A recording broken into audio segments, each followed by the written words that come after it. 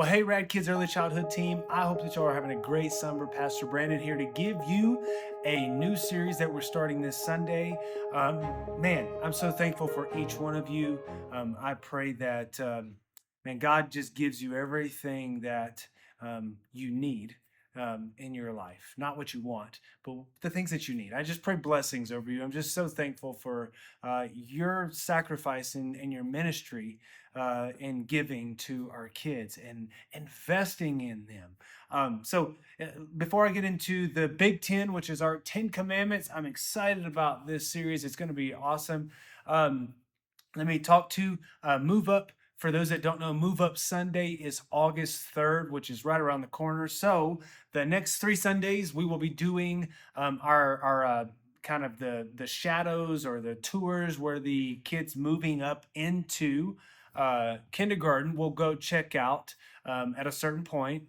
Your campus leads will be giving you information on that, but we'll be taking those kids that are moving up into the elementary. We'll be taking them in to kind of check it out and see what that looks like, to be able to help them to get familiar with that. So, if you've not been here from Move Up, there are papers that we hand out to the families. So those are at your classroom. If you happen to be in the pre-K classroom this weekend, make sure that you know who your 5-year-old kids are and the parents get that information. There's 2 papers. These are the papers that we have. So important. This is one that's important information. If you're kindergarten moving into elementary, it talks about elementary and just kind of talks about what's in there.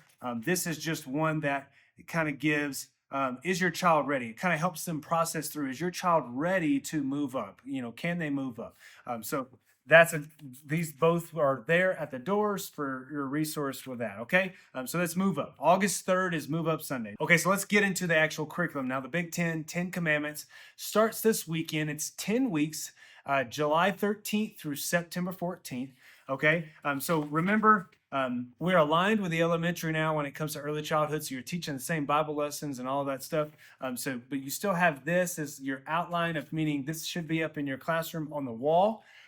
Where you can be able to easily reference what is the week, what's the commandment, what's our main point, what's the motions for the main point, the Bible verse. Remember, all that stuff is on there. You'll find that. The other thing I want to mention is when we did align the curriculum in June, this is our new Bible. Okay, this is what we use. I don't have any in here right now, but for those that most of you have used this at least now, inside is where the pictures go for the Bible story. Okay, and so remember, you have a script that you follow to read. Use one of your juniors or your teens, or if you have another adult helper, to hold the Bible, let them flip the pages while you take your clipboard and read the story to the kiddos. Okay, so remember, clipboard is there for you. You got your class schedule. It goes through all of that. Use the class schedule.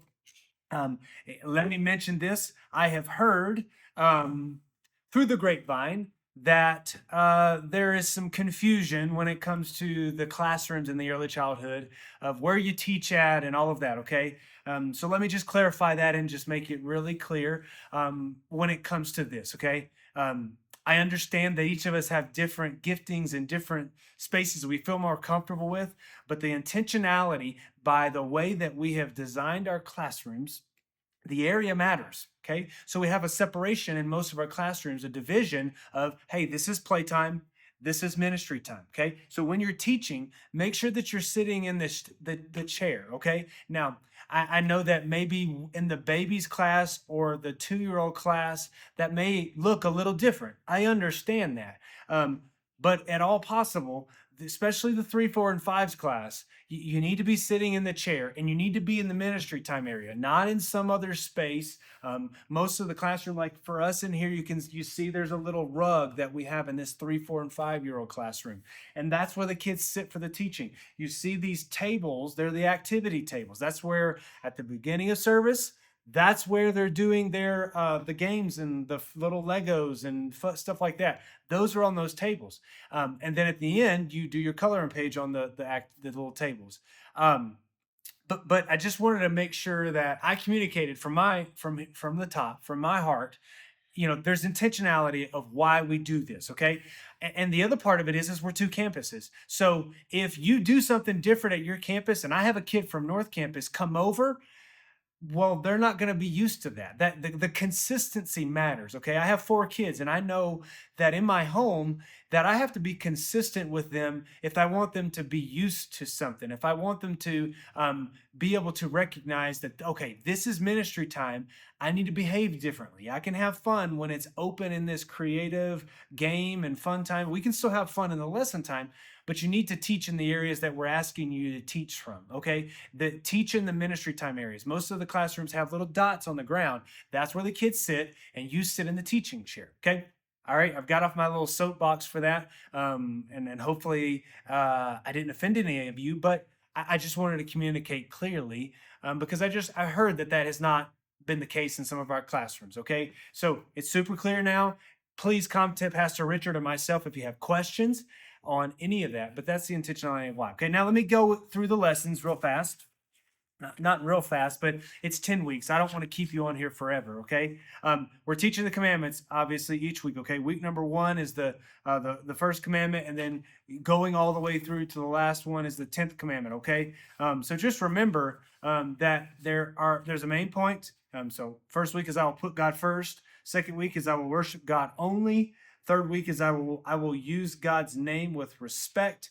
The fourth one is I will rest on the Sabbath day. Then the next week is I will respect my parents.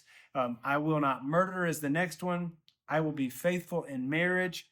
I will not steal. I will not lie. And I will not be jealous to others. Okay. Or I will not be jealous of others. I wanted to talk through the Bible stories because they're not on the actual early childhood outline. But I do have them we have them on the elementary paper. So the stories that we're going to be teaching through this is going to be the very first week with the first commandment is the rich young ruler found in Matthew chapter 19.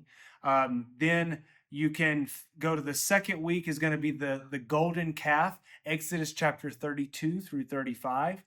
Then the third commandment is the sons of Sceva, which goes with honoring the name of the Lord. That's in Acts chapter 19, verse 11 through 20. Okay. Then the fourth commandment, I will keep the Lord's day holy, is Genesis chapter 1, the very first Sabbath. Moving forward, I will honor and obey. I will do what my parents say. So that's honor and respecting our parents. That commandment is going to be found in the story of Genesis chapter 22, where Isaac obeys Abraham. Continuing on, the next commandment of respecting, like I will not murder, is going to be taught through the story of Cain and Abel with Genesis chapter 4, verses 1 through 15. Now remember, just pause in a second. Every single week, you'll have Bible story pictures that go in this. If you're here at the 3, 4, and 5s class at North Campus, you'll have those Bible story pictures that can go on the screen from the computer. And don't worry, 3, 4, and 5-year-old classroom or pre-K classroom at Central Campus, we're working on the future of having a computer in your classroom so you can put pictures on the screen as well. So anyways, let me keep moving forward. Moving on to the 7th commandment of being faithful in marriage. This is going to be taught from the story of Joseph and Potiphar's wife in Genesis chapter 39, verse 1 through 12. Then the 8th commandment of do not steal. This is going to be taught through the story of the sin of Achan, found in Joshua chapter 7, verses 1 through 26. Then the 9th commandment, I will not lie. I will always tell the truth. It's going to be taught from the story of Ananias and Sapphira, Acts chapter 5, verses 1 through 11. Then the last commandment is I will say no to jealousy. Basically, I will not covet others, people, things. Will be taught from Joseph's brothers are jealous in Genesis chapter 37. Okay. So let me say one more thing on the Bible stories. Okay. We're going to give you a script. I already told you that. You put it on your clipboard. It's going to read a little bit at the elementary level, read through it, and kind of put your own words in there, meaning whatever classroom you're in, make it appropriate to where they understand it. That's just a way. You can literally read it for word. The 3, 4, and 5-year-olds, you should probably shouldn't have to change anything about it.